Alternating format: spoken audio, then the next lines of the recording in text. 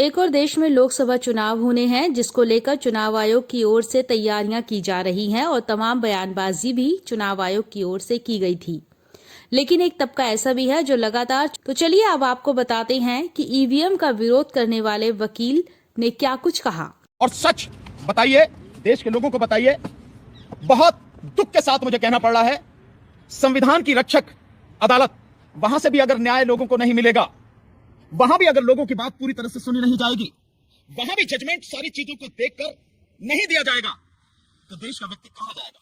देश का नागरिक कहां जाएगा, किसके पास जाके गुहार करेगा।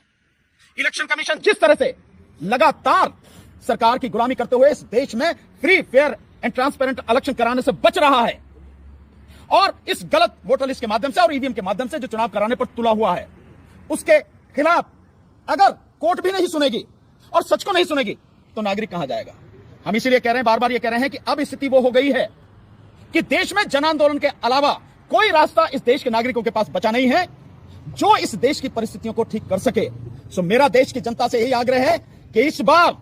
ये जितनी भी गड़बड़ी की जा रही है इलेक्शन कमीशन के द्वारा, जितनी भी बेईमानी करी जा रही है और free, fair and transparent election को कराने से पूरी तरह से बचा जा रहा है,